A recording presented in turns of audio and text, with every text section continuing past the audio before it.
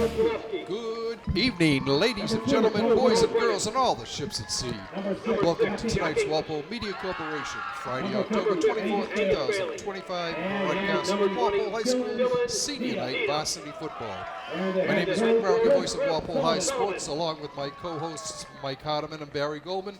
We'll be calling all the action from the John Lee Press Box high above John Turco Field on the Walpole High campus as your Walpole Timberwolves entertain the Whomps of Braintree High in the Bay State Conference Herget Division battle. In pregame festivities, Walpole's 16 senior gridmen and 8 senior cheerleaders were honored along with their families.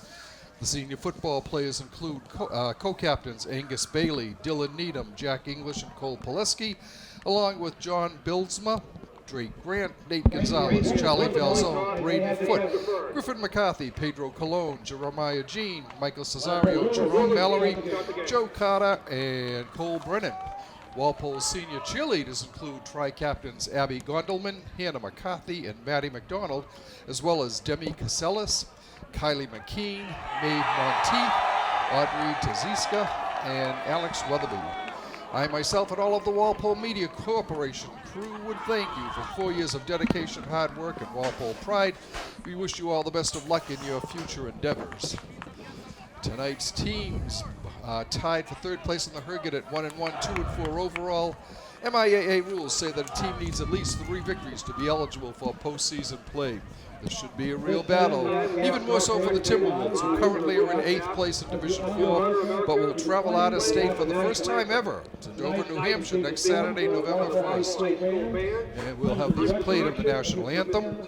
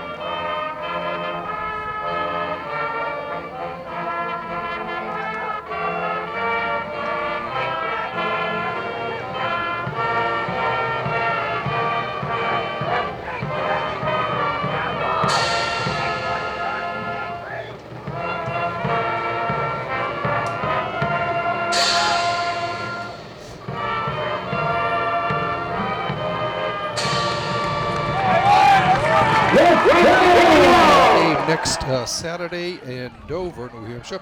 Walpole's record after that game will count, but they will not get any power ranking points. That means that any points the Orange and Blue gets tonight will be basically all that they can use for gaining a spot and a home field advantage in postseason play. Despite losing to Milton last week, Walpole found its running game, rushing for 274 yards on 42 carries, by far their best effort of the fall. Senior Joe Carter led the way with 98 yards on 13 carries, while co-captain Dylan Needham added 93 yards on 17 carries to lead the charge. We are lining up. Walpole will be going left to right on your screen, and they will be receiving this first half kickoff.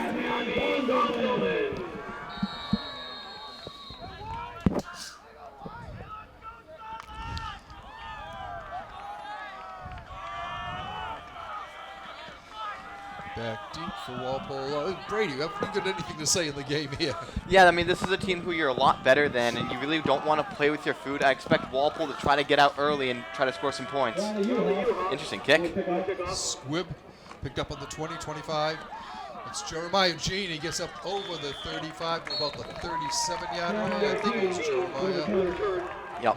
Yeah, so Walpole will start on their 37-yard line. Nice finish to the run by Jeremiah Jean there. They always tell backs finish moving forward, and he didn't mess around. He was able to gain a few extra yards after initial contact. Yeah, I expect a heavy workload from the running backs a lot in this game. It's been working for the Timberwolves a lot this season, and passing, not quite there yet, but we'll see. Pass. No, Pileski's going to keep it. Has Lost his helmet taken off, yep. and the flag will come in. And that will be I think, on Braintree for pulling Yeah. the helmet off. That was not on my bingo card to start out this game. A really odd-looking play. Yeah. Plesky was lucky to have that happen. He was kind of being wrestled around in the pocket right there, but luckily for Walpole, they get a break to start out this game. Does he have to come out for a play? That's a good question. You're going to call the face mask. Go up to the 48-yard line of Braintree. Yeah, no, he seems to still be in the game. Huge break for Walpole there. Full backfield. Unlike last week, we have a quarterback not under center, 2 backs. Around the corner. That's Picking Dylan Needham. Yup. First down, getting the first down to the 36. It's a good run right there, getting out to the left edge.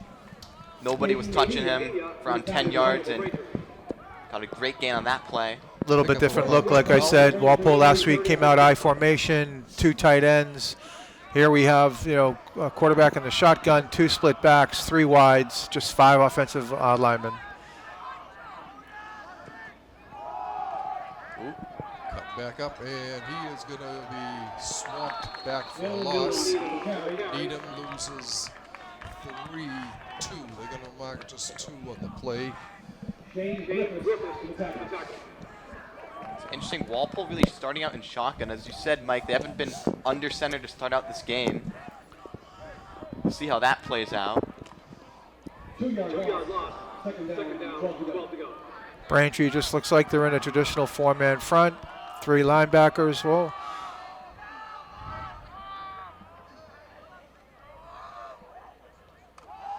Plesky back to pass. Is it out? Going deep down that left sideline. Oh, off the fingertips. Just dropped it. yeah, it was good coverage. The pass was right there, though. It was right there. Is that Blake? Is that Cole? Yeah, it was Cole Plesky. Yeah, Cole Plesky, right off the fingertips. It was good coverage. Give credit to the defender there, but the pass was right on the money. But it brings down 3rd and 12. I know last week we were saying, this is not a long down and distance isn't good for anybody, but Walpole, I would say it's probably not the best situation to be in. Yeah, well, because their bread and butter is running the football. They don't want to be forced to pass in this situation, but they're definitely going to have to do it this play. Interesting. under They go center. back to the 2 tight ends here. Going to run it. Going. Might have got close to it. He might have got it. See if they move the chains. Don't Needham? believe he got it. Yeah, that was Needham. Looks like he's just short. About a yard. Well, obviously the coaches were thinking 2-down territory, but it was interesting 3rd and 12 to come back No, in they're that. moving the chains. yeah. Sorry to interrupt you. I thought so, yeah. Yeah. Initially they signaled 4th down, but then changed the call. A smart play on 3rd down. Braintree wasn't really expecting it. Pickup of 13 by Needham on that play.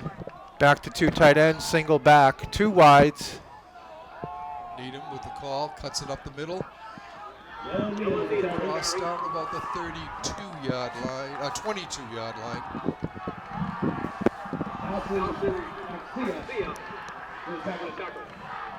And this is a Braintree team that only has about 37 players on their roster. You said in pregame, Walpole has 46 sophomores and juniors combined. So it's a very small program. Again, a school that's more known for their basketball and baseball. And hockey. And hockey. 2nd and 7 for the Timberwolves. They come up to the line. Oh, That looks a little motion of Walpole. yeah, despite a couple good plays to start out the game, I feel like Walpole's playing a little bit sloppy. Of course, they had that play where they got the penalty, but it didn't look great. And then had a couple losses, and they had that 3rd and 12. They got the first down, but I feel like Walpole just hasn't. They don't have that energy right now that could convince me that they could really pile on this team. Again, it's pretty early. Don't want to be making mistakes like that against this team. Plesky back to pass. Green. Drops it off over the middle. and hit right away as soon as he got the ball was Dylan Needham. Dylan Needham. You know, they've run that screen multiple times over the last few games. It just really hasn't developed. It never seems to really have be open. I don't know, what the mechanics are there that they need to work on, but that screen hasn't really been that successful of a play. Their most successful pass play, of course, has been that little flat pass to the Jack fullback. So we'll see if we maybe get a little dose of that. What'd they lose on that one? About two or three? Yeah, 3rd and 14. Another big third down play for Walpole.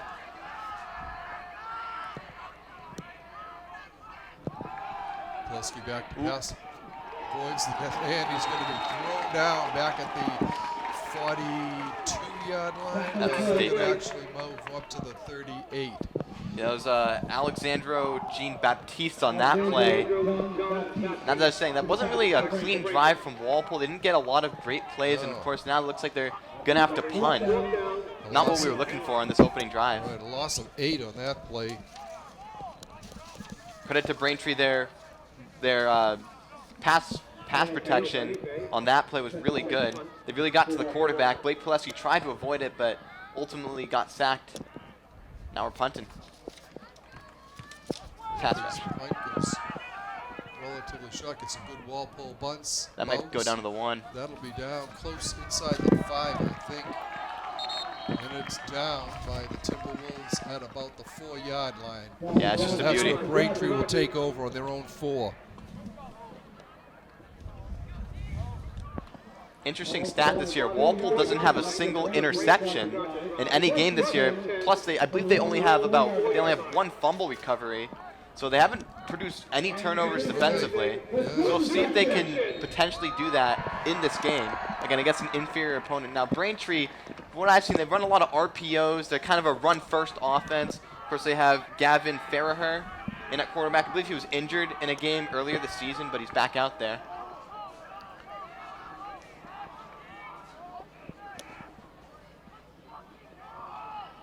Handoff coming around the left side, right side. Yeah, Dylan Needham coming up to make the tackle there. Again, I've said it a few times the last couple of weeks. They are a really good one-on-one tackling team, and that was another example of that. It's an interesting stat that they don't have an interception because, I mean, I would say before last week, I thought their coverage has been pretty strong, pretty tight on the most part. Last week, obviously, with the big threat from Milton and with their threats at wide receiver and the quarterback, that was a little difficult to contain. They're back at the 1, huh? Yeah. 1 or 2 yard line? Yeah, the 2.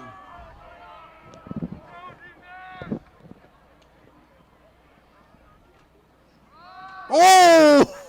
Wow, they got Might have got smacked. them for a safety. We'll see. Oh my gosh. Did you see that hit?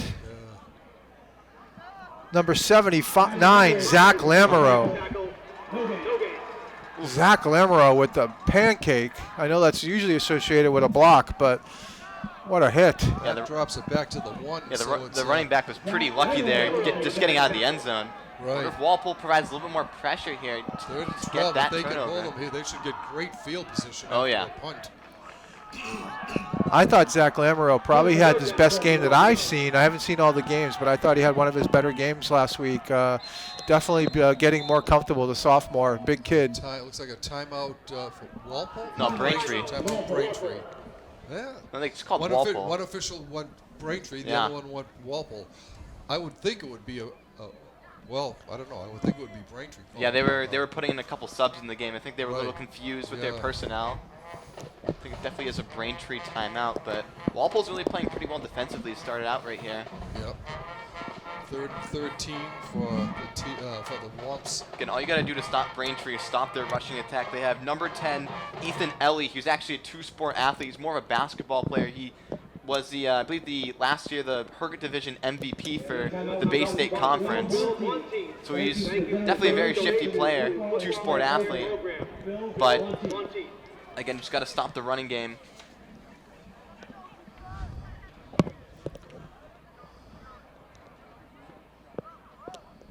Braintree's only 2 wins coming from a not great Durfee squad and an 0-6 Needham team. Again, Needham, they were in the state championship last year, and now they're 0-6, and who knows what's going on with that football program.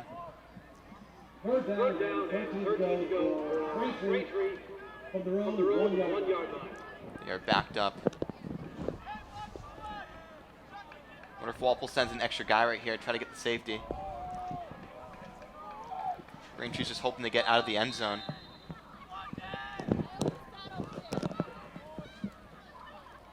Try to get it. Yeah, he got just out. a couple of yards. He'll get up to about the. Looks like he's going to go over to the 6 or 7. That was Charlie Uhas on the carry.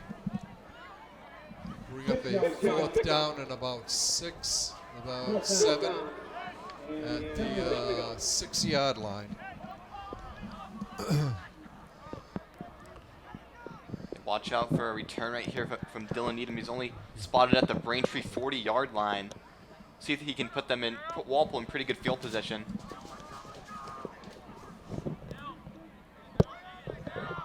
Demetrius Hawley to do the punting. That's funny. He's a big lineman. Yeah. High, it's not very deep. Takes a Braintree bounce, and it'll be down on the 43 of Braintree. Good position for Walpole to begin this second drive. Yeah, I'm looking for some improvement up front for Walpole. I think the O-line has gotten better and better every week. That first drive, a little shaky start. Braintree had a lot of pressure, a lot of penetration. So looking for a little bit more out of the O-line on this one. We'll see if Walpole goes back with the 2 tight ends, with the running focused attack. I know they came out with the shotgun and the 3 or 4 wides, but yeah, it looks like they're back to that I formation. And that really sets you up good for play action, so I like that Walpole's doing this right now. And off to Needham, up the middle. Running room, lots of room, still on his feet. Down inside the 20, pushed out of bounds at about the 16-yard line, 17-yard line. Pick up a 25 on that play. Yeah, Dylan Needham's so good at stop and go. Like he can hesitate, burst, breaks tackles, really strong runner. Just very impressive run there. Leading the way, number 6, Jack English at fullback. New set of downs for Walpole. Hand off to English. Yep. Goes down close to the 10. We're going to mark him on the, looks like the 11-yard line. What's interesting is that Walpole's only had Dylan Needham as the lone running back in the backfield for every play in this game. And Walpole, usually a running back by committee team. They have about 3 or 4 players who usually get a carry per game, but sticking with Dylan Needham, and he's still in the backfield, it looks like. With, of course, Jack English as the fullback. Pitch left to Needham, trying to cut up, and he is going to be still on his feet, still inside, close to the I think he's goal line. got a first down for sure. Yeah. Don't believe he got in. He's on the 4, I believe. Gonna mark him on Maybe even closer, right? 2-yard line. 2-yard line. Boy, I thought that play was stuck, and honestly, English made a nice block, but he, I was saying, oh, he should have cut up, but let me tell you something, he made something out of nothing. He did a really nice job. Yeah, it's just a pure talent play from Dylan Needham. Hand off to Needham. He's going to be stopped this time. He might have gotten a yard. I think they're going to give him 1 yard there to the 1. I wonder if Walpole goes a little more heavy here. Maybe they try to do the sneak, but no, I believe they're still going to spot him on the 2. Back at the 3, actually. Yeah. I just saw Mike Matroni limp off the field, left starting right guard junior. So I did also notice number 60, Jackson Falcone Jr. at left guard, which I don't remember him starting last week. I'm trying to remember who the guard was, but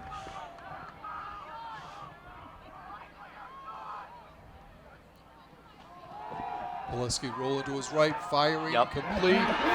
Touchdown to Jack English.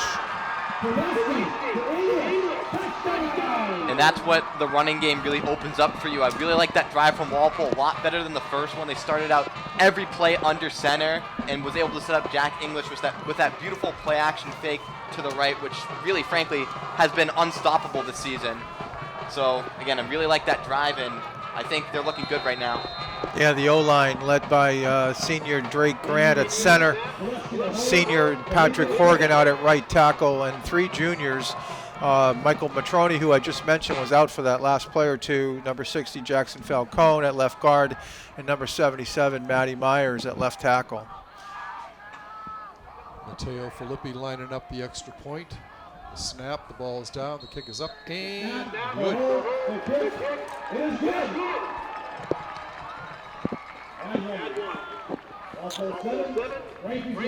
All right. Well, I mentioned at the beginning of this drive I wanted to see a little bit more out of the O-line, and I got it.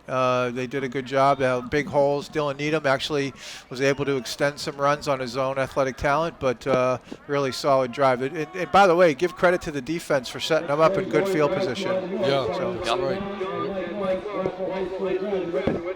And make a donation to every touchdown score here at Walpole High. Thank you. John and Mike Morris.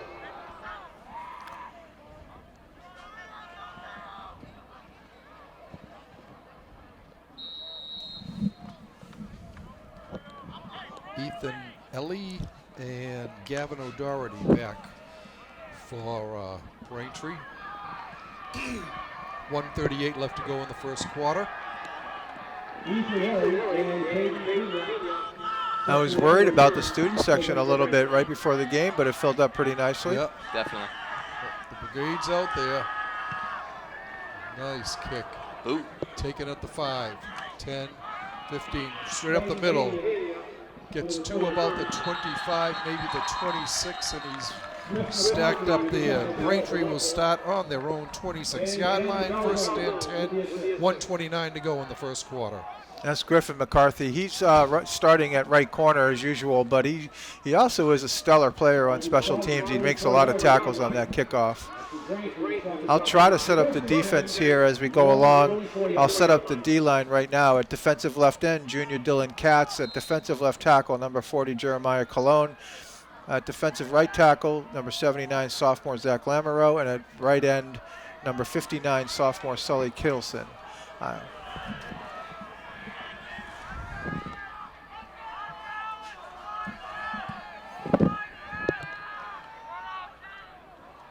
It's a Wildcat. Going around the left side, and he will be stopped for a loss. Yeah, that's Joe Carter coming up from the left corner spot. Isaac Grandoit on Another the play. nice one-on-one. I'm sorry, Rick. Another nice one-on-one tackle. Just continuing to set up the defense there. We have linebackers Jack English, number 6, number 26, Mason Falcone, junior, number 8, Michael Cesario, senior. And in the defensive backfield, Joe Carter, who just made that tackle, senior, number 3. At free safety, Charlie Falzone, senior, and Dylan Needham, also at strong safety, and at right corner, Griffin McCarthy. Yeah, that's a questionable play call to start out your second offensive drive, going in the Wildcat and losing about 3. Not a big fan of that.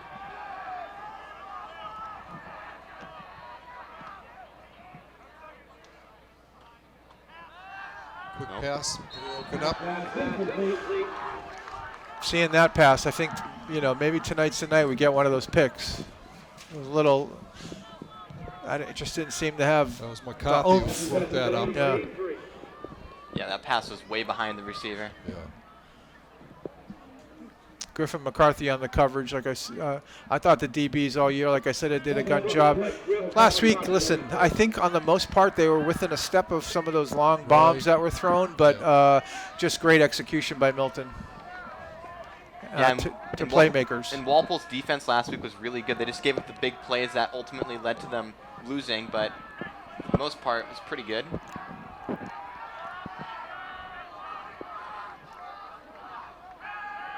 Pass in the flat. Oh, nice tackle. Stopped. Open field tackle there. Still didn't get back to the line of scrimmage. Was that Griffin McCarthy who finished there? I believe so. Yeah. Looks like that's going to end the first quarter. Braintree has looked very flat to start out this game offensively. And that will be the end of the first quarter here. So after 1 quarter of play here at Turco Field, your Timberwolves hold a 7-0 lead on a 3-yard pass from Blake Pileski to Jack English at the 10:22 mark. Matteo Filippi kicked his 14th out of 18 PATs, and that's where we stand right now. We switch sides of the field here. Braintree will be in a third and 11, I think. No, I believe Oh, it's, they I believe it's I think they're fourth going to down. punt. Fourth Yeah. and 14. Oh, they Believe lost so. to that, yeah. So here we go. Walpole going to switch ends. Braintree is going to be punting. Dylan Needham will try to get a good return here. Didn't have anything on the last punt, as Braintree just down the ball. You mentioned one of the linemen is the punter for Braintree. Demetrius Hawley. Yeah, He's a big boy out there. yeah. He's one of the captains, isn't he? Is he a captain? Yes, he is. Yeah. So that's Aiden Hoyle and Dylan Needham lined up at around the 50-yard line. The Womps are going to punt for the second time tonight. Hawley had a high kick the last time. It Yeah. didn't travel real far, but it was real high. Didn't Gave allow his for team, any return, too. Time to get down there. He's going to boot this one in the air. It's going to be another short kick that is returnable. Dylan Needham is going to get it. He's down to the 40, turning upfield to the 35. Dylan Needham is loose. Dylan Needham in the open field. There is a flag down. Tries to juke to the left and down inside the 5, but this might be coming back, Yeah. as there might have been a hold there. And around the second half of the play, negates a huge return for Walpole. Yeah, it's too bad.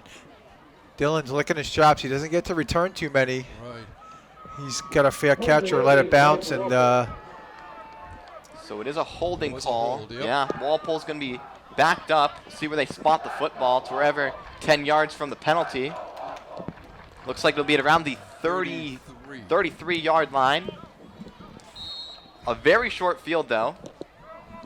Both times Braintree has punted, Walpole started it in their territory.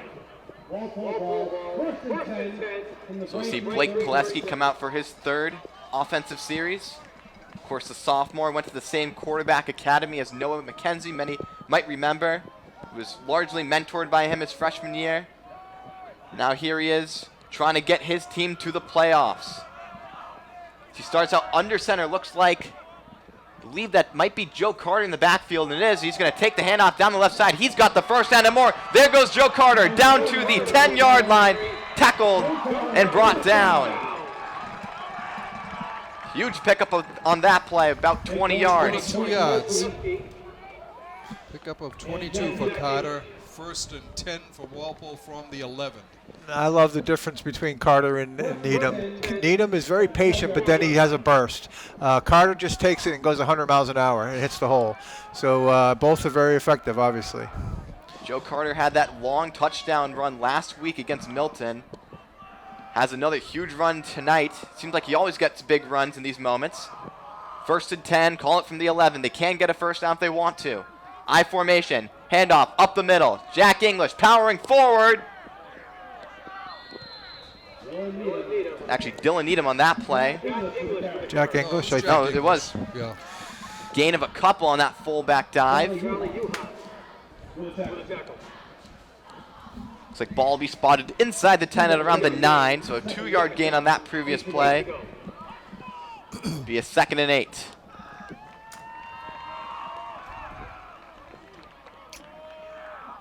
I want to see if Michael Matroni's back in the game, number 55. Looks like he does have a substitute in there, so we'll check on his status as we move along. 2 receivers. Carter is the running back.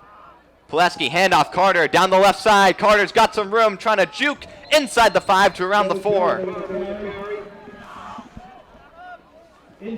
Gets around 2 to 3 yards shy of the first down. Has to get to a 1 for a first. It's 3rd and short.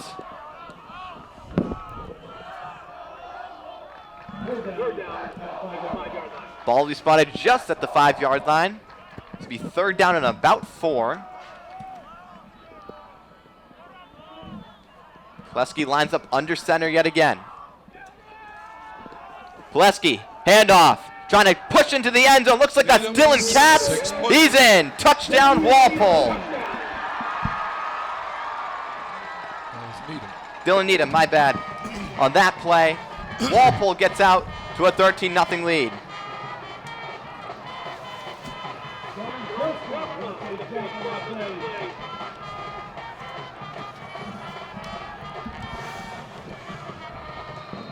Once again, Matteo Filippi lining up for the extra point. Filippi had a kick blocked last week.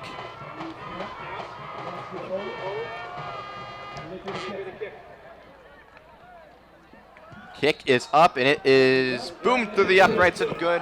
Walpole's up 14-0 early in the second quarter. And I believe Braintree has not even gotten a single yard cumulatively on offense.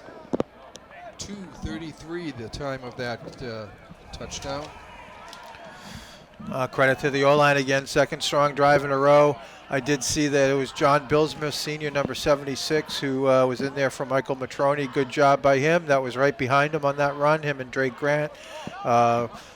You know, not an impressive first drive, but a very impressive drive 2 and 3 for the Walpole High offense. Ethan Ellie back deep to return the kick for the Womps. Along with Charlie Uhas. Ellie the senior, Uhas the junior. So Dylan Needham, the senior, scoring that touchdown. And of course, Jack English, another senior, scored the other touchdown in the first quarter. Filippi boots it short into the air. It's going to be fielded at around the 20-yard line and tackled almost immediately in a slew of defenders. Around looks like the 21. Yeah, the first guy to get there that was hanging on by a thread was Griffin McCarthy. He held on long enough to get some help, and there was a few other guys that came in and finished the tackle. So Griffin McCarthy's been heavily involved here early, breaking up a pass, couple tackles on defense, couple tackles on special teams. First and 10 for the Womps. They've only had one pass play. It was a bad incompletion. Ryan Farraher, the quarterback for Braintree, starts out in shotgun, their third offensive series.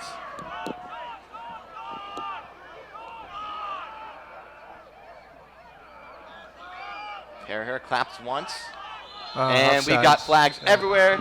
Will be on Braintree, bring him back 5 yards. Move its backs to the 16-yard line. So it'll be first and 15 now for Braintree. Their second penalty of the game. Farraher is the quarterback and Ethan Ellie the running back.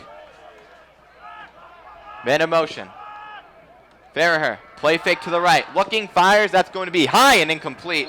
Looking for Nick Saunders on that play. Just an ugly pass from the quarterback at second down.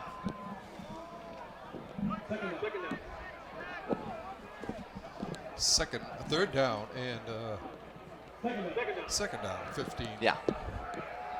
Yeah, they were the player was open, so if the pass was on target, they definitely would have picked up some yards there. A little bit high though, hard to hold on to. Farraher with 2 incompletions now in this game. Got to say both of them not looking too good.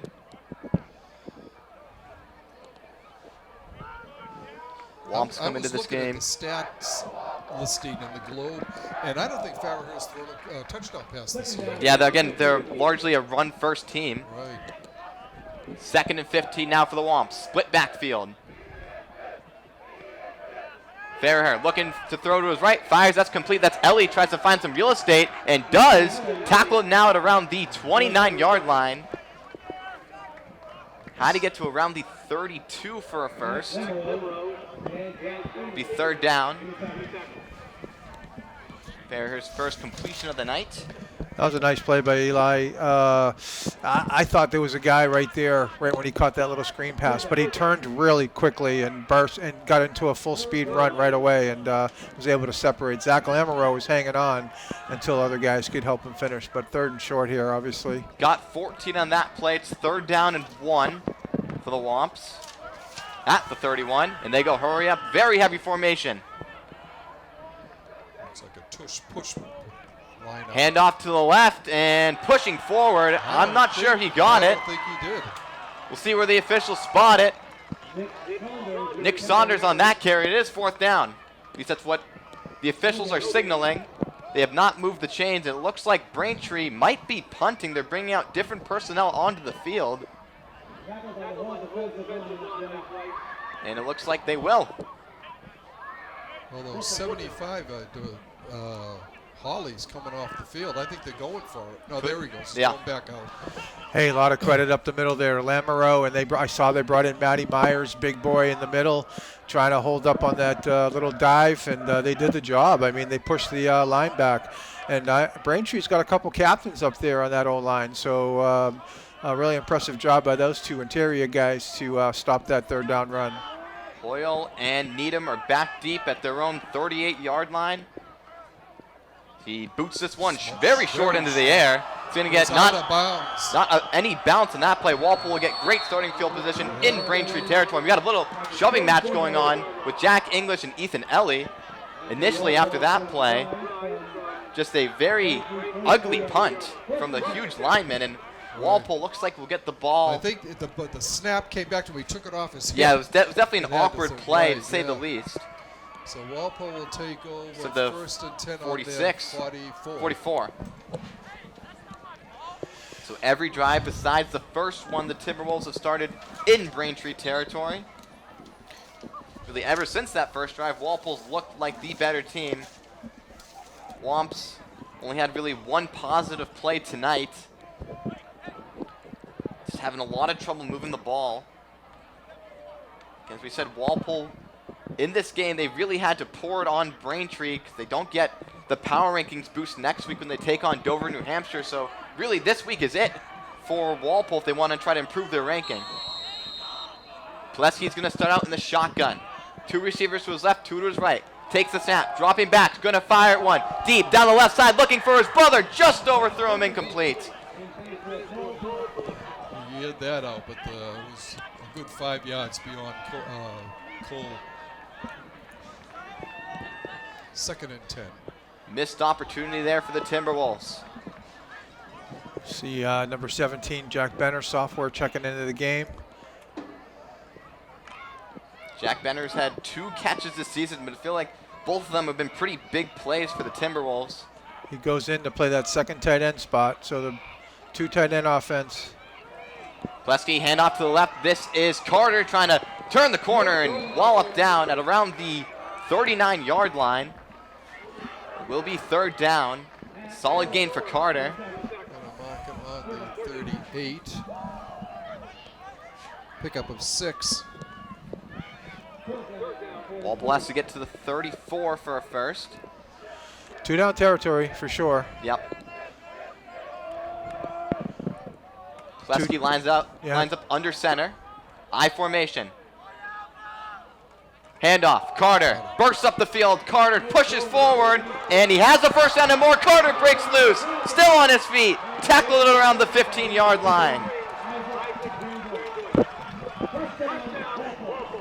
Just so versatile in the backfield. Just inside the 15. And they're going hurry up. Braintree trying to get off the field. One of the players almost had 12 men. Pulaski, handoff left, trying to go to the left side and tackled. Good gain to around the 10-yard line. It's Joe Carter again.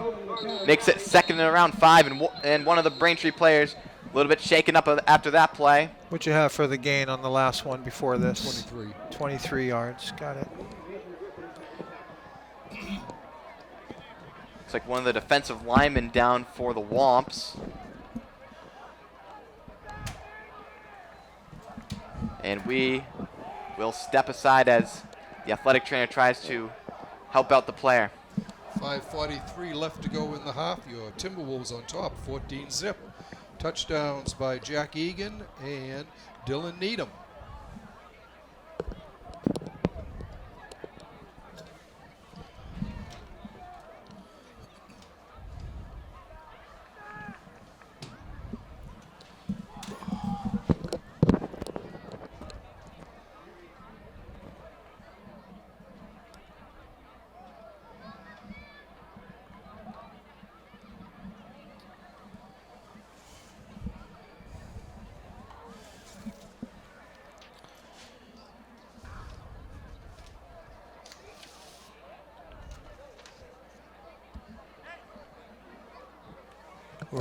We were all talking. Oh, sorry, Rick. I've got Walpole with 115 yards rushing already in the game. Yeah.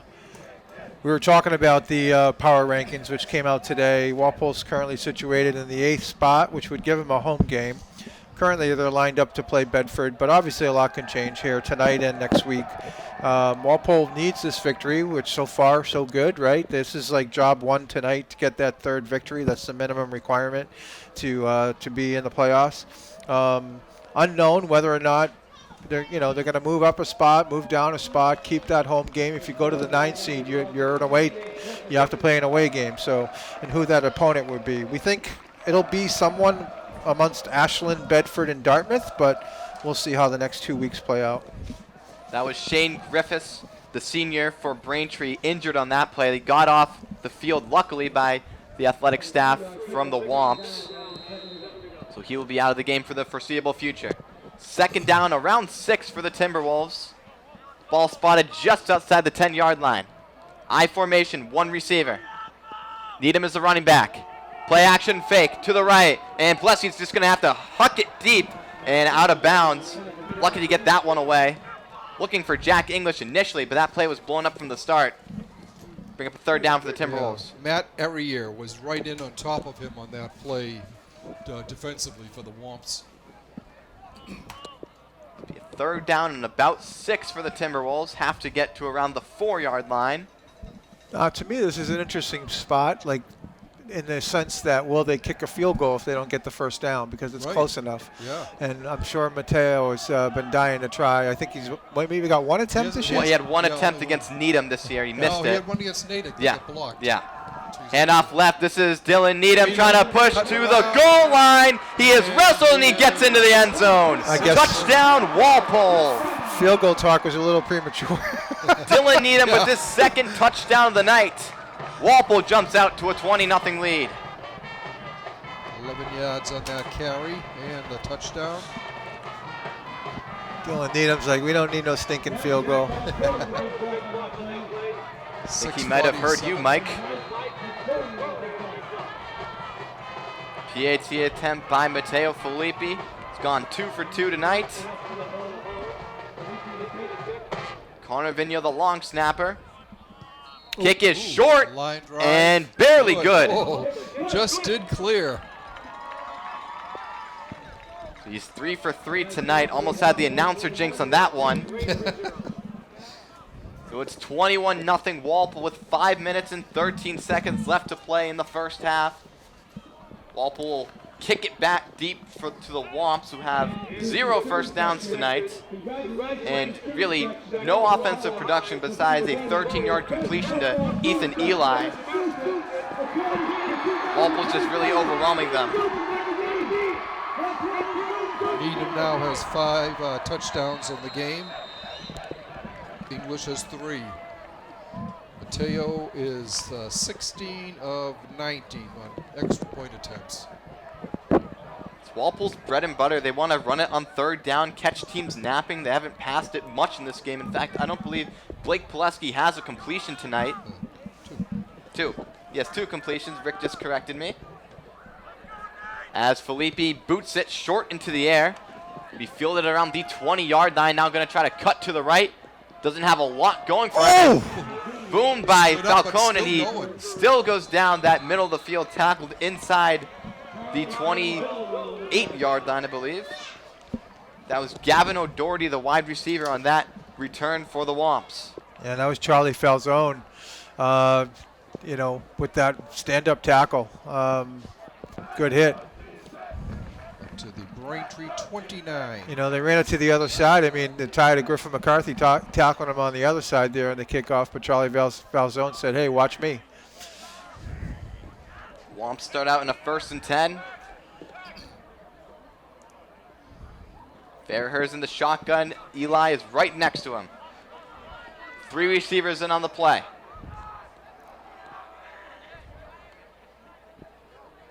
Fairhurst. Handoff. Ellie trying to get a little bit of room, but gets walloped in the backfield. Loss of a couple.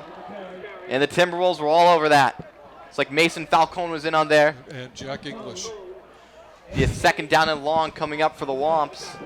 Yeah, Falcone showed the initial pressure there and forced the run outside, and out of nowhere, Jack English came up to help finish. So those 2 linebackers really, one's a junior, Falcone, and English a senior. Nice job.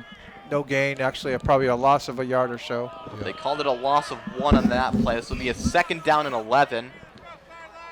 Braintree, I believe, they might only have 1 positive play tonight. It feels like every play is just either incomplete or they lose a yard. 2nd and 11. 3 receivers to the left, 1 to the right. Cesario looks like he's coming. Fairhurst fakes to the left, fires. That's going to be caught. Ooh. And walloped it around the 30-yard line. These big hits from the Walpole defenders. Gets the team fired up, and it's 3rd down. I think that was Falzone again.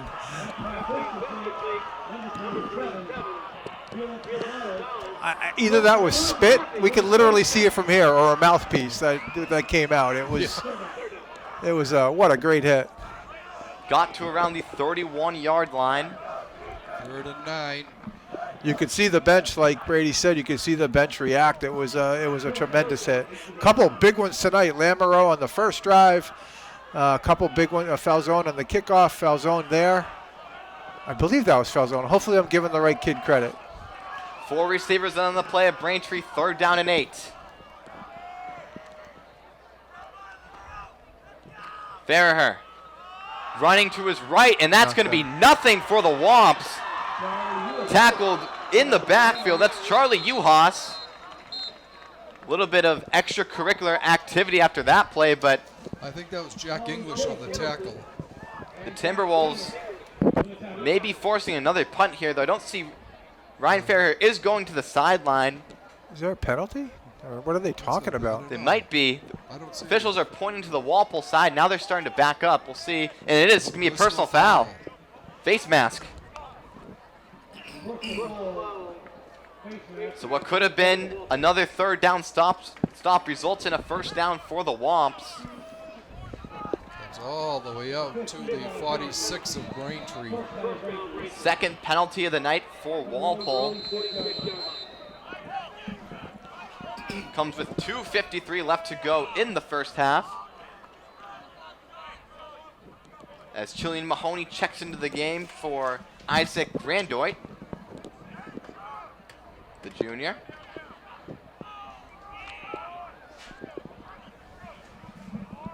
Womps have not crossed midfield all of tonight. In fact, that's just their first down of the game, only because of a penalty. Almost seems like unfamiliar territory for the Walpole defense. It's been stellar tonight. Fairhurst looking to throw. Incomplete. Nothing going on that play.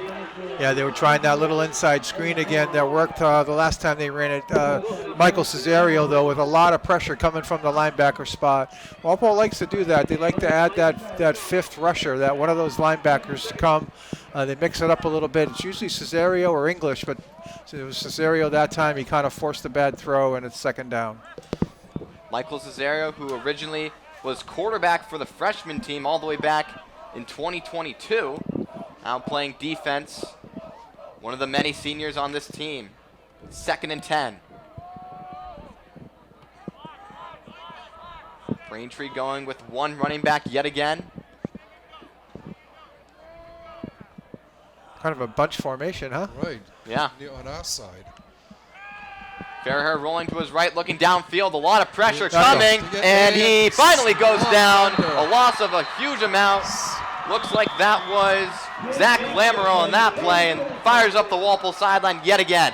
Yeah, it was Lamoureux to finish, and that was impressive, but give Dylan Katz a lot of credit for forcing that quarterback to actually step up into the middle where here comes big boy Zach Lamoureux to finish it off. And Walpole calls a timeout. They stop the clock at 2 minutes exactly. Left to go. A loss of 11 on that play, so it'll be a 3rd and 21 for the Womps. You got to think that almost makes up for the penalty that negated the previous stop.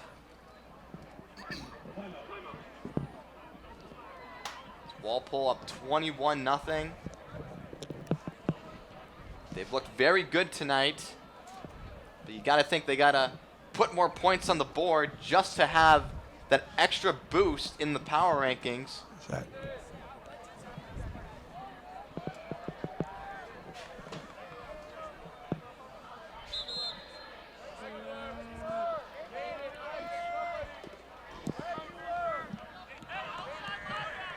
Be 3rd down and 20 for the Timberwolves. As your Hawk football night crew here in the press box at John Turco Field. Mike Hardeman, Brady Goldman, and myself, Rick Brown, doing the honors tonight.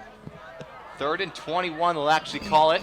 I mean, I don't see a play so far in Braintree's playbook for this, but we'll see. They have to get 21 to get the first at around the 44-yard line of Walpole. Yeah, and another penalty. Number 3 moved. 2 guys moving at the same time. Yep. And the Womps really shooting themselves in the foot. That's another penalty. Back them up 5 yards. It will be a 3rd down and 26. The Womps have just gotten almost 0 production on offense tonight. Give a lot of credit to the Timberwolves, though. They played very stingy D. Man in motion. That's Saunders. Play action. Lots of pressure. Fires left. That's going to be caught. Has to cut up field a lot and gets boomed again. Oh, my goodness. Still on his feet, but tackled short of the 40-yard line. That was 30-yard line. number 7, Jerome Mallory. I mean, Walpole's defense has had a ton of good hits tonight. And another senior making a huge play defensively for the Timberwolves. And that will set up a punt for Braintree, as I believe Walpole did call a timeout. So no gain on the play, still 4th and 21. I mean, There there's have been some solid hits out there tonight. They're playing with a different energy, it seems like. Walpole uses their 2nd timeout. They have 1 left. Clock is stopped at 1 minute and 44 left to go. In this first half, the Timberwolves want 1 more crack at the football.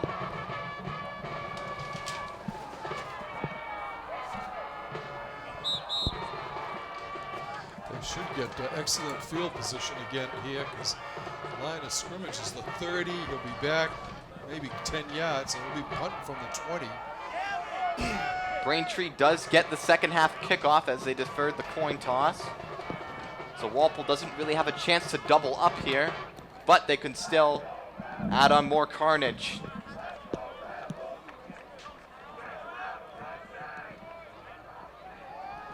It's a really wacky drive from the Womps that had a penalty. They were at the 46 at one point, but now backed up on a 4th and 25, 4th and 26 actually, at their own 30. Dylan Needham and Aiden Hoyer are lined up at the Walpole 38. See if Needham can get another big return here. His last return was negated because of a penalty. Demetrius Hawley, the big lineman, going to do the punting honors. Boosts this one. A better punt from last time. It's going to be a short kick fielded at around the 50-yard line. Hoyle's got a little bit of room, cutting to the 40. Hoyle still on his feet, down the sideline, and tackled it around the 29-yard line. Gets inside the 30, and Walpole yet again has amazing field position to start out their drive. To go in right in the first half here. The junior Aiden Hoyle, he did a great job coming up to get that catch, and then hey, he looks a little shifty. I mean, he usually gets those little jet sweeps on the offense, but got a chance to return a putt there and really did a nice job. He had a stretch of 2 weeks where he scored 3 touchdowns. He has not scored since. That was against Foxborough and Natick. Looks like Michael Matroni's back in the game. Gut's good. Don't want to see any injuries. Gene looks like he's checked in at tailback now. Yep. 4 receivers, shotgun formation for the Timberwolves. Man in motion. Pileski hands it off to the left. That's going to be Gene, who's stopped for maybe a loss of 1 on that play. Tackled it around the 30-yard line.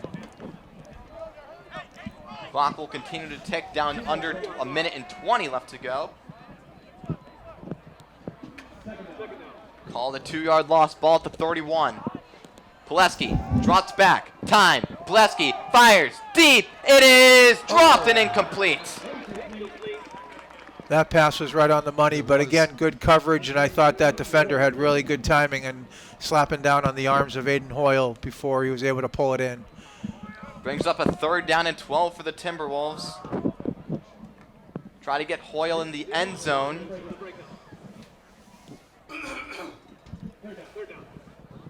See what Walpole does here. Again, it could be 2-down territory, as I don't think even if the Womps get the ball back here, they're not going to do much considering how poor their offense has been. I think Walpole's thinking aggressively right here. 3rd down and 12. 2 receivers to the left. Pileski rolling to his left. Pressure from his right. Pileski fires down the field. It is What a caught. catch. And Aiden got it. Hoyle, does he have the first down? Sticks will move. It is. No, looks like not a first down. The ball's going to be spotted at around the 20-yard line. Walpole's going hurry up. They want to get that first down quickly. Pileski hands it off to, looks like, Needham as he falls to the ground. I'm not sure he got it. We'll see where the officials spot it. Nope, they will give it to him, it looks like. And they call a timeout. So Walpole calls us a timeout.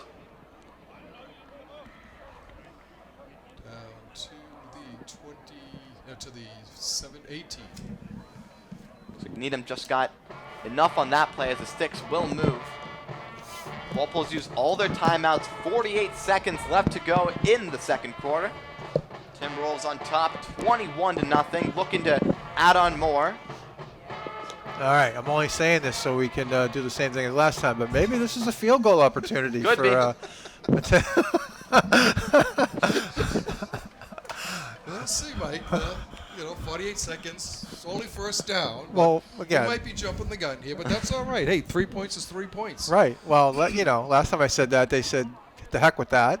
I'm just going to score a touchdown, so maybe the same thing will happen here. First down marker spotted at the 9-yard line. That timeout was brought to you by the Collins family. Todd, Andrea, Max, Jack, and Toby. Thank you for the continued support of the So Blake Pileski comes back onto the field. It's not out of the realm of possibility they could run the ball here because they could get up to the line of scrimmage pretty quickly and run another play, or 2 for that matter. I don't think Walpole's too concerned about running the clock down too, considering Braintree's offense tonight. Pileski is under center. He will throw, dropping back, looking to his left, fires deep to the end zone, looking for English. He just drops it incomplete. Bring up a 2nd and 10 here. Yeah, that hit Jack right in the numbers, but he was kind of going down at the time. He had been battling the defender the whole way down. There's been a couple passes tonight that have been to the end zone that Walpole's almost gotten, but again, a couple drops that have really negated that. Be 2nd and 10 now, with 41 seconds left to go in the first half. Pileski looking to his right, fires, caught. That's going to be Joe Carter cutting up the field. Carter has some room, trying to dive inside the 5. He gets close to the goal line as Walpole goes hurry up. Down to 30 seconds left. And they spike it, interestingly, with 31 seconds left to go in the first half. Yeah, it gives them a chance to make another call, Yeah. and they got a first down on that last play, so they got multiple downs to work with. And another Braintree player down, slow getting up. It's number 9. That's Cillian O'Mahony Mahoney, yeah. for the Womps. The junior, listed as a defensive lineman and a tight end. He's holding his knee.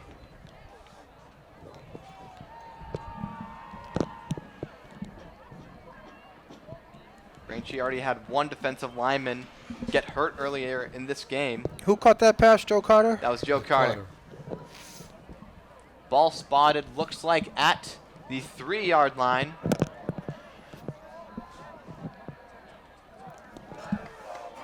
Pickup of 16 on the previous play. As O'Mahony gets up off his feet on his own power. 31 seconds left. Still time for 3 or 4 players if they're passing. See what the Timberwolves do. 2nd and goal from just inside the 5. And they have a variety of play calls that they can do right here. They can do the play action, or they can just run it. Looks like that's Joe Carter in the backfield. I formation. Pileski fakes it to his right. Pileski looking. That ball is tipped and one-handed intercepted from Braintree. That was Matt Erler on that play, the senior, and that ends a pretty good Walpole drive with 23 seconds left to go. That was a heck of a catch. That was a nice interception. He just one-handed that and was able to pull it in before he was dragged down.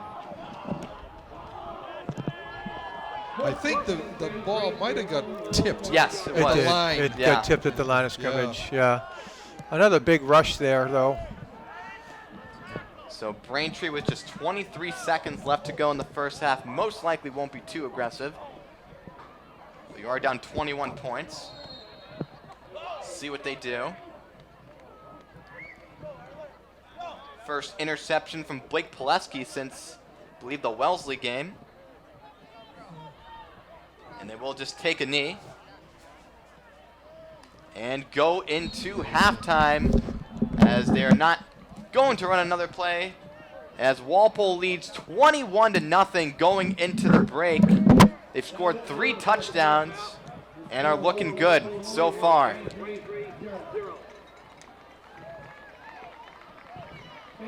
And the 2 teams do leave the field now.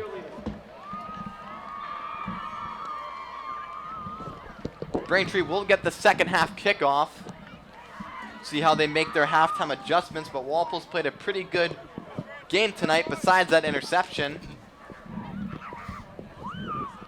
For Walpole, they got on the board first, 10:22 into the game with Jack English pulling in a 3-yard pass from Blake Pileski. Mateo Filippi's extra point made it 7-0. Then at 2:33 of the second quarter, Dylan Needham scored from 5 yards out. Mateo kicked the extra point, 14-zip. 6:47, just about 4.5 minutes later, Needham again from 11 yards out. Mateo again the kick, and it's Walpole 21-0 at the half. This is just what we needed to see from the Timberwolves coming up here. Like we said, been saying, this is a huge game for both teams, but Walpole, especially where they're playing out of state next week, needs their own value on this year.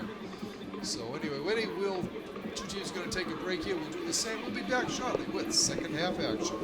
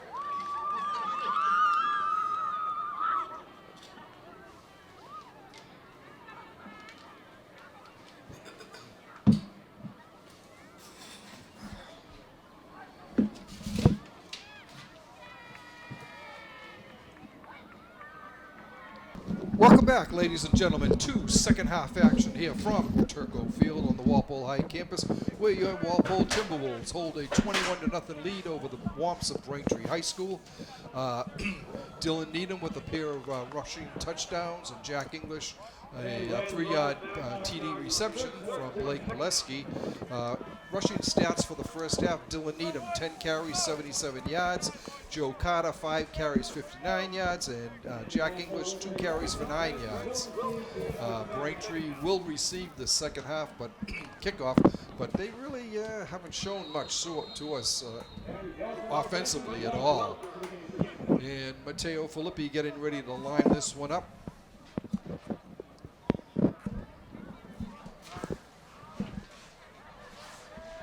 Cillian O'Mahony back, a short kick taken at the 35. Oof. Whoa, what a tackle. That's Cole Pileski. Cole Pileski just hammered that player down at the 35-yard line. Cole's like, hey, get me some defensive time. I need to show my stuff there. I feel like a lot of the tackles, as of recent, have been pretty tough. They have, yeah. Walpole's really been hitting hard tonight. Really. They're showing no mercy. No, not at all. So it'll be 1st and 10 for Braintree from the 35, their own 35-yard line. Trips to the right, one receiver to the left, one running back in the backfield. Pass over and hit immediately. Jack English. By Jack English. Oh, that's a and a flag for taunting. He must have said something. Yeah. He must have taunted or said something.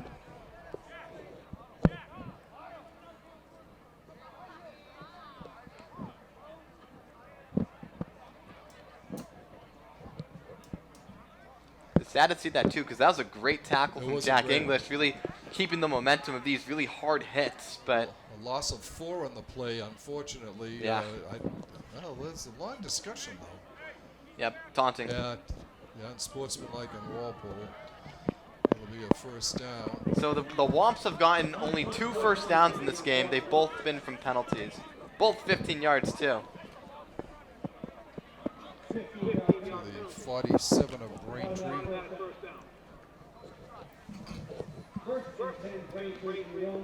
And it'll be first down for the blue and white.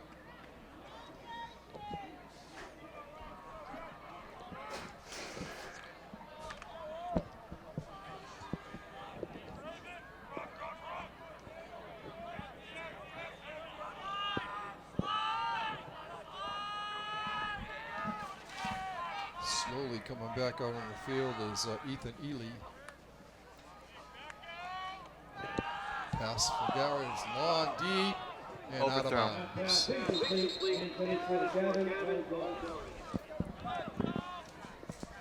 Yeah, it's just another ball that Ferrer has to put better.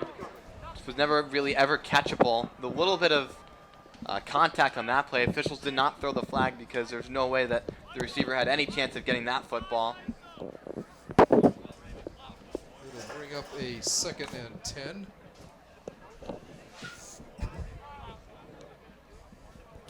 First downfield shot they've taken tonight. Yeah, Ferrer doesn't really have a huge arm, so they really go for these short screen passes, these RPOs that really haven't been doing much for the offense tonight for Braintree.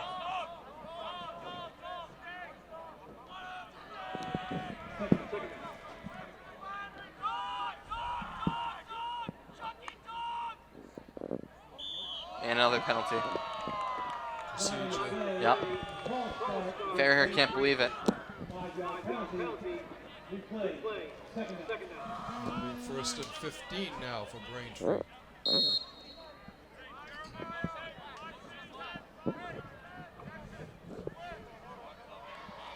Farrah talking to his coach, trying to figure out what they can do to get the offense kick-started here. Again, it's been nothing but short passes all night. You got to think at some point they take a couple shots, but I don't think Ferrer really has the arm to do such a thing.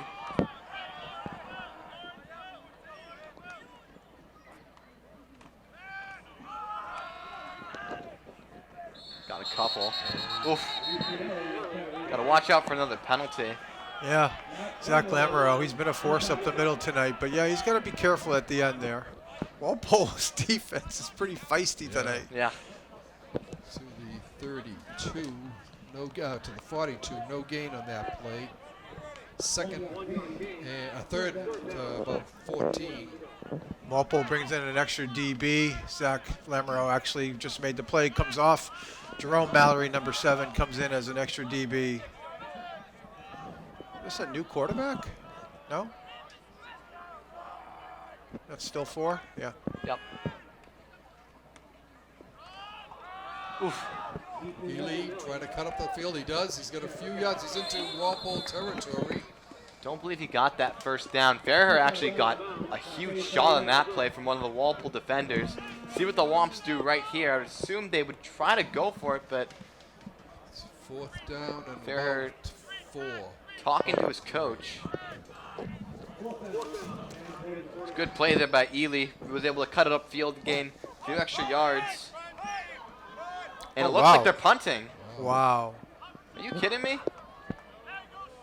I mean, heads up on the fake here, maybe. Yeah. They're trying to clearly pin Walpole down deep. They've had every drive that Walpole's had tonight has been in Braintree territory besides the first one. But this is shocking. 4th and 4, you're down 21 points. I do not agree with this decision. Unless they fake it. Nope. Oh, High kick. coming over to Needham at the 20. 25. Jitterbug getting around up to the 30, 35, 40. Needham. Ooh, what a hit at about the 47-yard line of Walpole. Yeah, I have no idea why Braintree punted right there. Walpole gets better field position anyways. Wasn't a very long punt. I don't see much point in that. When you're 2 and 4, you're playing Walpole, you're down 21 points on the road. You're kind of just waving the white flag at that point. Walpole actually gained a yard from where the line of scrimmage was for the punt. Again, a very questionable call, but Walpole does get the ball back.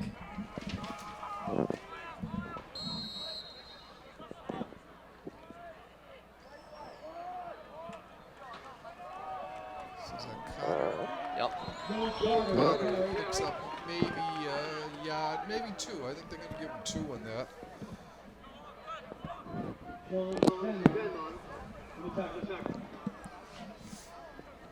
Oh, just 1. 2nd and 9 for Walpole. See if Walpole can keep it on the ground on this drive. Again, they don't really want to be forcing that shotgun. They want to set up the play action, look for Jack English. Been largely Dylan Needham and Joe Carter tonight for the Timberwolves, but they are in shotgun. Hoyle in motion. A fake. No, handoff to Hoyle. Cutting around the right side. Up. He's got first down. Close to first down. And He's I just- think he may have oh, got Yeah, it, I think they're going to 41 give it to him. Braintree. Yeah. Another first down for Walpole. Technically, that's a pass, right? I believe so. Yeah. Is it? It's a forward pass, yeah. It depends on Yeah. Which Pick up type of of play 11 it on is. the play. New set of downs for the Timberwolves at the Braintree 41. 8:46 and counting left in the 3rd quarter.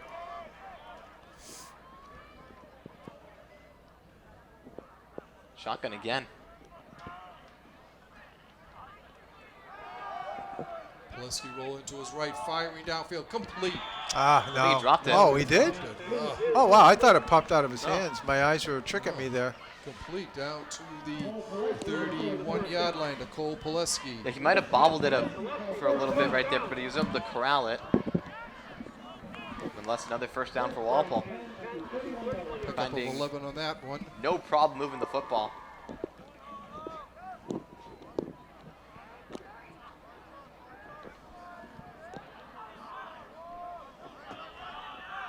See if we can get more passes to Cole Pileski.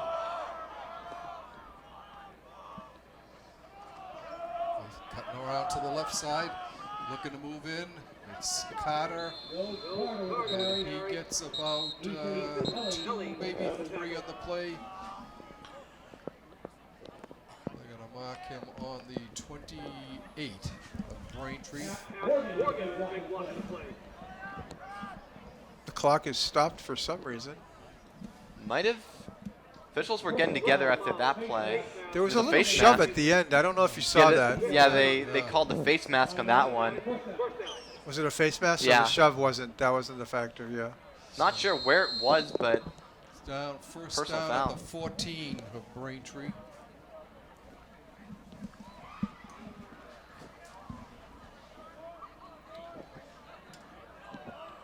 yeah, I'm loving the way Walpole's moving the football right now. They've done one pass this drive. They've had a couple runs that have gone for a good amount of yardage.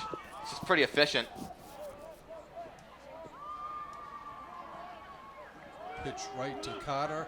Cuts upfield and knocked down. He might have gotten down to the 11, the 10. I think he might have gone inside the 10. We're going to mark him on the 9.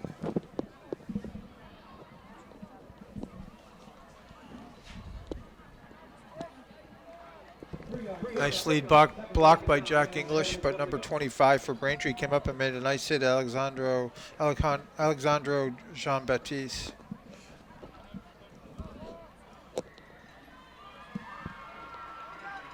Second and about 6 for Walpole. Handoff up the middle. Still on his feet inside the 5. Is Needham. Looks like he's at the And he 2. will be a first down at the Yeah. 2. 2-yard line. Dylan Needham's been so shifty tonight, doing everything he can to push forward for extra yardage. It's really been him and Joe Carter who've gotten the majority of the offense for Walpole tonight. Kind of stealing the show here. Pretty much the same as last week. Yeah. Rushing-wise for those two backs. First and goal for the three.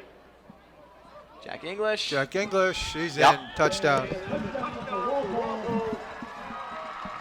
English is second tonight. One rushing and one receiving.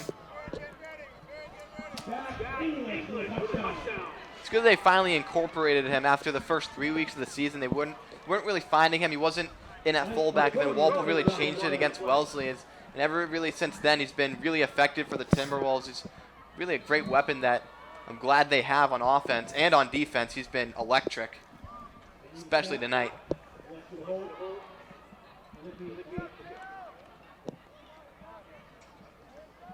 Kick is in. Good. 28-0 Walpole on top here. Really starting to pull away now.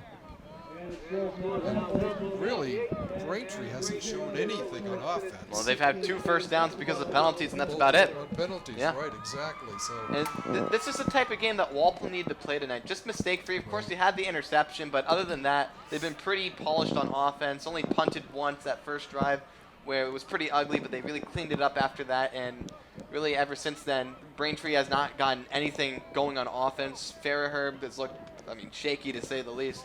And the Timberwolves just got to add on more points just to get that ranking as high as possible going into next week. Yeah, you can only max out at 14, so you know they're going to, well, you think they're going to get that based on how it's going. Yeah. Their opponent ranking will likely come down a little next week, Yeah. so yeah. we'll see how that offsets. Well, actually, I shouldn't say that because there are a lot of the teams. A lot of the teams that they played are likely to win, so their opponent ranking could go up again. So I was just. Gillespie came out of that huddle with the ball. Yeah. I think he was down. Yeah. So it'll be first down for Braintree at their own 22-yard line. Yeah, and Braintree tonight has just kind of showed no fight for me on offense. They just haven't gotten really anything going. They haven't been able to run the football. Passing has been really not that on point. I mean, I have to say though, the defense has been like ornery Oh, tonight. yeah. Just It's like been electric. mean. To say the least. It's been getting scrappy out there, that's Yeah. for sure. Feels like every defensive play, there's about 4 or 5 guys shoving in the backfield.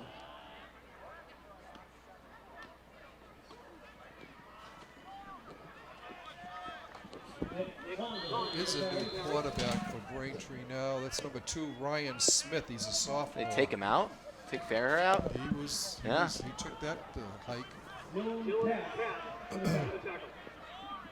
Smith is a lefty, and yeah, they must have benched Farrah. I mean, wasn't getting anything going on offense, so maybe a quarterback change can give you something, but. Here's, Farrah is at the end of the line over here on the right. Yeah. So I wonder, could be an injury or also could just be a benching. Smith has seen some action this year. He played in the Durfee game, one of Braintree's 2 wins. Braintree trying to shake it up on offense.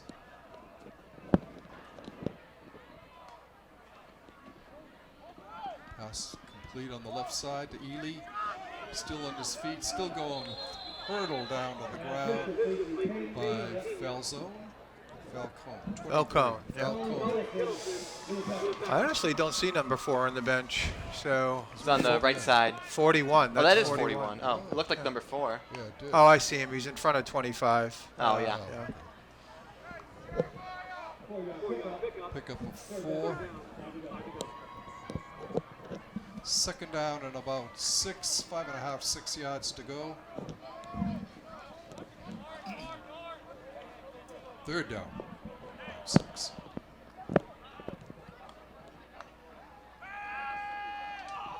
Smith looking, going long. He's going to get up. Yeah. Flag coming in It was there. kind of inadvertent, but he did interfere. Yeah. So the third first down of the night for Braintree is another penalty. Trying for that deep ball again.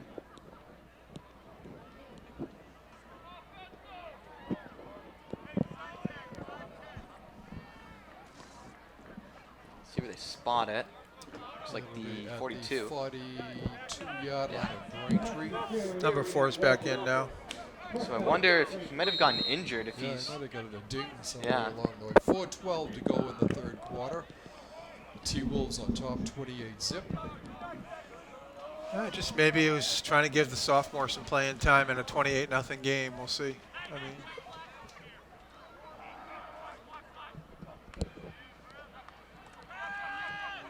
Pass over that left flat. Nothing. Picks up to about the 44 of Braintree. Yeah, Walpole's tackling tonight has just been really good. They've not allowed really any yards after the catch, and the initial pursuit has been pretty good for the Timberwolves. Honestly, probably their best defensive game tackling-wise this season. Yeah, it has, yeah. It'll be second and about 8 for Braintree. And I'm just not really a big fan of the coaching tonight from the Womps. Of course, they punted on that 4th and 4. They probably should have gone for it. We're not entirely sure why Ryan Smith was in the game at quarterback. Could have been an injury, but just don't really like the play calls either.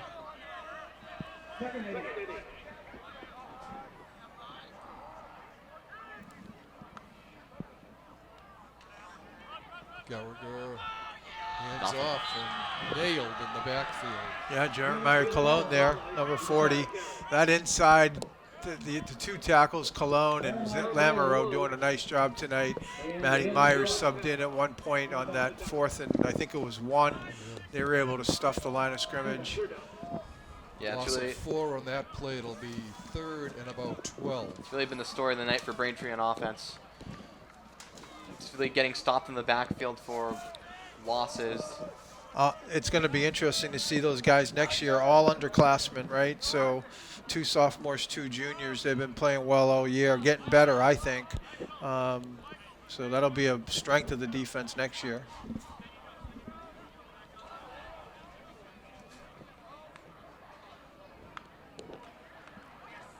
Oh, almost had him. Unbelievable. He's able to get back to the 40. Now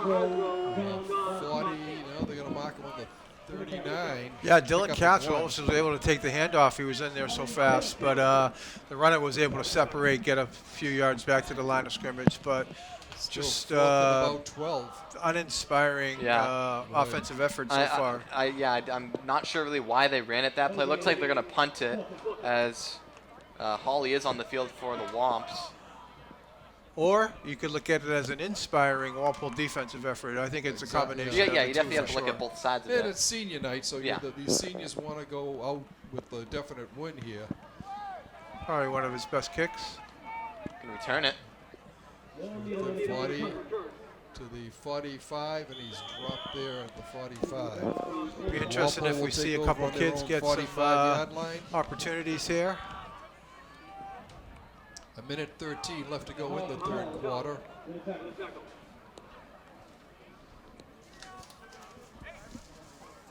See if they keep Blake Pileski in going into the fourth quarter. It looks like that's Pedro Colon coming onto the field, number 11 for the Timberwolves. Dylan Needham coming off the field. Looks like that's Blake Pileski checking back in. I think Falcone checked in at running back there, so number 26. Yeah, Falcone has barely played offensive snaps tonight. I believe he's been on defense mostly, but usually is like that number 2 running back, number 3 sometimes. Cuts upfield, big gap up, first down, and then some. Falcone down to the 36 of Braintree. Well, I didn't really see much there at the start, so credit to Falcone for finding the gap and then breaking a tackle and getting a huge gain. 19 yards, I think. 19, on that one. yeah, that play. Yeah, great play from Falcone right there. Good to see Falcone. He came off the field last week, injured. Good to see him back in the lineup. He's a key guy on defense for sure. 4 wides here. It's Cologne in motion. Got to cover that. That's not a forward pass necessarily. I mean, it is. That's what they're calling it. But Yeah. you can see the Braintree coach asking. Right. You got to cover that. Yeah. That was pretty much down the line. It did look like a backward pass. Walpole might have caught a break right there. Tried to get it to the senior, Pedro Colon.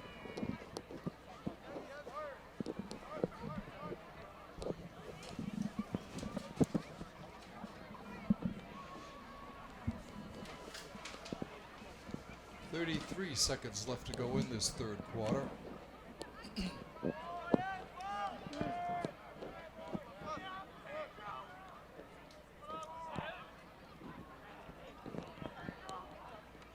Pileski back to pass. Look, firing complete to Jack English. He's got the first down to the 24-yard line of Braintree.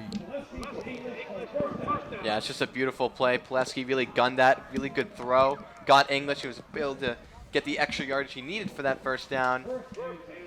Pickup of 12 on the play. I don't know if we're going to get another playoff here. Yeah, Walpole doesn't look very urgent. I think they're just Trying going to to let play. the clock wind down. Yeah. And that will end the third quarter here from Turco Field, with your Timberwolves on top, 28-0. 2 touchdowns for Jack English, 2 touchdowns for Dylan Needham, 4 extra points by Matteo Filippi, and that's the 28 points for your Timberwolves. So Walpole will now go left to right. They have the ball, trying to strike yet again on offense. It's been a rather polished game from them.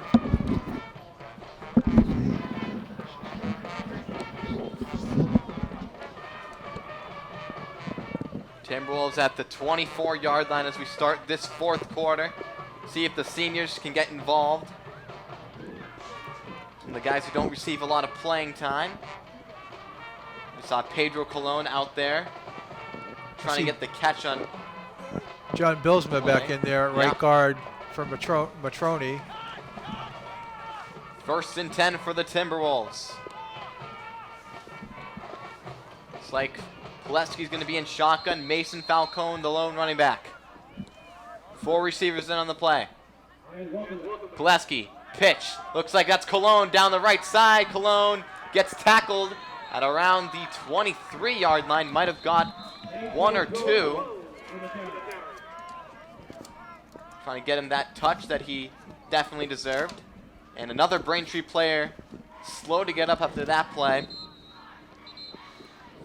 I believe that's Matt Erler, the player who had the interception, the one-handed pick in the second quarter. He's limping off the field. The 3rd injury tonight from Braintree.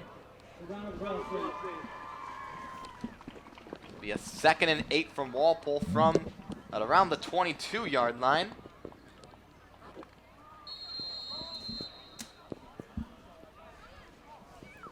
Pileski's in the shotgun yet again. 3 receivers, no, actually it's 4 receivers on the play, trips to the left. Jeremiah Jean, the lone back. And the handoff is to Jean down the left side, who makes a move and tackled it around the 20-yard line. Bring up a 3rd down for Walpole. Gain of about 3 on that play. See how Walpole decides to attack this 3rd down in about 5. Got a sub in at right tackle there, number 74. Clock ticking down to 11 minutes and 10 seconds left to go in the 4th quarter. Yeah. Trips to the right. Kyle Value. Pileski looking.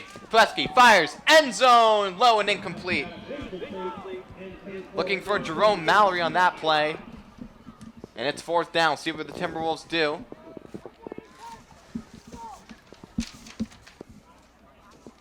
Could be a field goal opportunity, but don't see Felipe on the field just yet.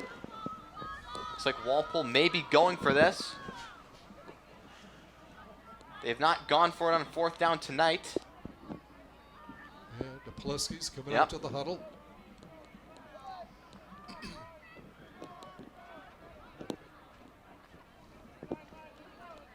Be a 4th down and 7. And we have whistles and a timeout by Walpole. Look to reconfigure their personnel. And it looks like now Felipe's coming onto the field, looking to attempt his 2nd field goal of the season.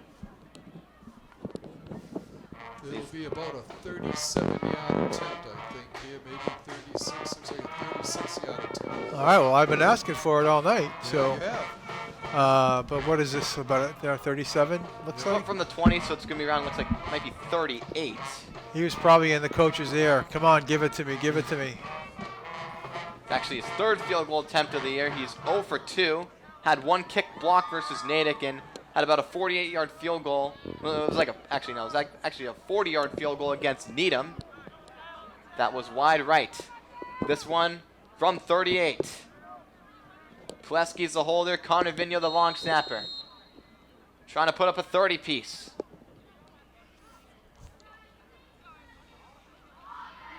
Snap good, hold good, kick is up, and it is good! Felipe makes his first field goal of the year.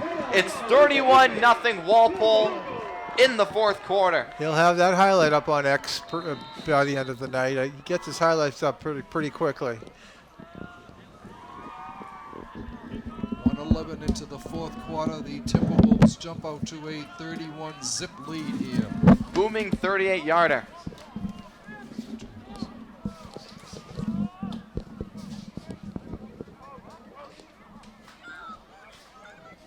Walpole's looking great tonight. It's been all Walpole Yeah. all night, really. Like you said, Braintree's got 3 first downs, and they've all come on penalties. So it's, they're all 15-yard penalties. Exactly. Too, so They've it's all been not even personal. like it was a procedure or Yeah. something, a You 5-yard. These were big ones. Other 2 than that, personal fouls and a pass interference called in the 3rd quarter. I would be interested to see. We didn't keep any stats for Braintree, but they're not impressive at all. I mean, That's as for sure. Mike said earlier, I mean, to put it painfully, their offense has been rather uninspired tonight. As Felipe boots it high and deep into the air. We covered it around the 10-yard line. It's Ellie trying to get to his left. Ellie a little bit of room and pushing forward, tackled inside the 30 to around the 31-yard line. That's where the Womps will start. I mean, again, just trying to put up any semblance of life here on offense. Jerome Mallory, the senior on that tackle for Walpole. Braintree has been shut out twice already this year. 42-0 by Weymouth and 39-0 by Quincy. I mean, this is a team that lost to Framingham, who don't win games very often. So it's good to see Walpole really pummeling on an inferior opponent tonight. See if Fairhurst still in the game at quarterback. There comes a point where they might bench him. Try to get the sophomore some reps. Rolling to his left. This is actually a wildcat play, and that's going to be nothing as he tight ropes down the sideline, and a little bit flag. might be on Walpole. Another 15-yarder, right? Yeah, it was Isaac Grandoy in that play. He actually hit the Braintree bench hard, and again, it's just been that kind of night for the Womps. And it'll be another first down because that's going to be another 15-yard penalty on Walpole. So 4 flags on defense, 4 first downs for Braintree. See where they spot the ball. Into Walpole territory at the 47. These are still things that the Timberwolves, yes, they've been great on defense tonight, but they definitely got to clean up plays like that. You can't have a good team in the playoffs and have that happen to you on defense. Looks like it's another wildcat formation. Grandoy's going to keep it himself, run into his right, has a little bit of blocking and tackled immensely by a couple Walpole defenders. Gain of maybe 2 on that play. Jack English with the hard tackle, and we got another flag as this is starting to get ugly. Jerome Mallory was jarring with Jake Giovanni. It's going to be another first down for the Womps, I believe. Officials will discuss. Teams have been really jarring at each other the whole night. The entire game, they've been going back and forth. Yeah. Let's see. It's going to be taunting on Walpole, so that will be, oh, it looks like taunting on both teams, so they'll offset. So it'll be first down again. 1st and 10, they're going to offset the play. Braintree just trying everything right here as Grandoy in the wildcat again as he's going to run to his left. Doesn't have a lot of blocking. Initial pursuit isn't made. And finally tackled it around, looks like the 44-yard line. Andrew Carlo on that tackle for Walpole. Pickup of 3 on the play. 2nd and about 6. Clock ticking. We're down to 6.5 minutes left to go. And Braintree taking Farrher out of the game, and now, I mean, they're just trying everything. They're doing these wildcat plays with Grandoy. They've gotten 2 first downs on this drive from 2 penalties. They line up in the wildcat yet again. Walpole trying to get off the field. They had an extra guy. As a little bit of trickery on this play, this is going to be a reverse and a huge gain going up the field. That's a first down and more. Tackled it around the 20-yard line. Was Caden Pina on that play for his first touch of the night. And the first down tonight, not by a penalty for Braintree. And that comes with 5:53 to go in the game. That's just unbelievable. It's pretty sad on Braintree's behalf. First on the 20-yard line. Womps will try to avoid getting shut out. As you said, they've been shut out a couple times this year. We've got whistles again. And we have, Timeout maybe? let's see. Looks like it is. It's like a timeout for Walpole. Yeah. See if they try to get in more seniors on this defensive play. This game is largely in Walpole's favor. Again, if I can jump in here, Brady, I'd like to congratulate Walpole's football seniors, Angus Bailey, Dylan Needham, Jack English, Cole Pileski, John Bilsma, Drake Grant, Nate Gonzalez, Charlie Falzone, Braden Foote, Griffin McCarthy, Pedro Colon, Jeremiah Jean, Michael Cesario, Jerome Mallory, Joe Carter, and Cole Brennan, and of course our senior cheerleaders, Tri-Captains Abby Gondelman, Hannah McCarthy, and Maddie McDonald, Demi Cassilis, Kylie McKean, Mae Monteith, Audrey Tazurska, and Alex Weatherby. Thank you for all of your time and effort these past 4 years for Walpole High Pride. Under 5 minutes. Grandoy lines up as the quarterback, though he'll probably run the football. Takes a snap, looks like he's gonna throw it. Fires wide open in the end zone. It is incomplete. Braintree wants a flag, and they do get it. It was not a great throw, looking for Declan Walsh on that play. He was wide open. And another penalty. He was hit hard. He was, yeah. Again, the Womps just trying anything. That was a surprising play, to say the least. He was wide open. Yeah.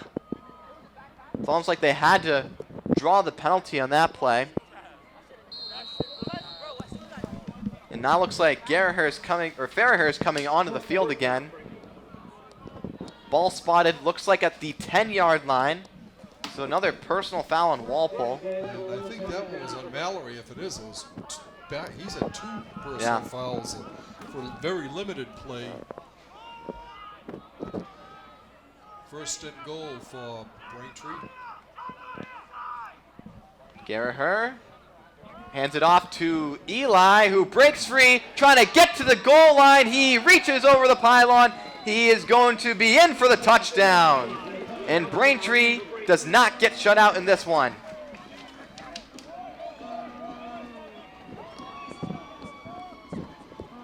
This comes with 3 minutes and 20 seconds left to go in the 4th quarter.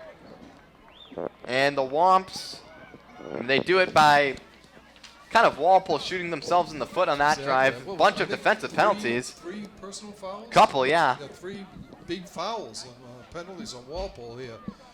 Not what you want to be doing, like Brady said, going down into getting ready for tournament time. It's not what you want to be doing. Yeah, Sullivan's definitely going to have a talk with the team. So we'll attempt the PAT for the first time tonight. Kick is up, and it is way good. That was Chillian O'Mahony doing the kicking honors for Braintree. Clock will keep going down.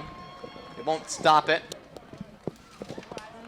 Wonder if the Womps attempt an onside kick here. Basically, they've got nothing to lose here. Yeah. Less than 2.5 minutes to go here.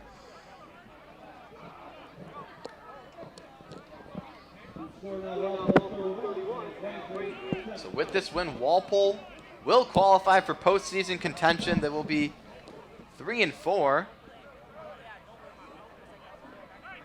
Looks like Gavin Farraher, is just running off the field for Braintree, not with any of his teammates. Oh, he's getting a football. Yeah, that's... That might have been their offensive football that they didn't get back, and he was needing it. Interesting. Yeah. All right. See, Walpole's hands team is on the field. See if they do it. They do not. Can be a short kick fielded by Gene at the 25, cutting up the field. Gene in open space and into a slew of tacklers. He is still on his feet, marching down to the 49-yard line. And Run back by Jeremiah. yeah. Walpole with great field position, though. Assume they is probably going to go into victory formation. And with this win, Walpole will go to 3-4. And we hope that we will have a postseason game here at Turco Field in about 2 weeks' time. They play Dover, New Hampshire next week. And then they'll just sit and watch and see where the MIAA will rank them. It's interesting. Interesting next week. The first time Walpole High has ever played outside of the state of Massachusetts. Yeah. Lesky initially started on the shotgun. Actually, it might be Jack McGuire who's going to take the knee for Walpole. I believe that might be him. And it is. He takes the final snap, and they're just going to end the game right there as the clock will tick down. Walpole goes to 3-4. They have qualified for postseason contention yet again with a gutsy 31-7 drubbing of the Braintree Womps. Rick, what'd you like from that game? Everything that Walpole did came up roses for them. The offense moved the ball quite well. Defensively, they moved the ball really, really well. I mean, ground game really, really well. Passing game was on. It was so.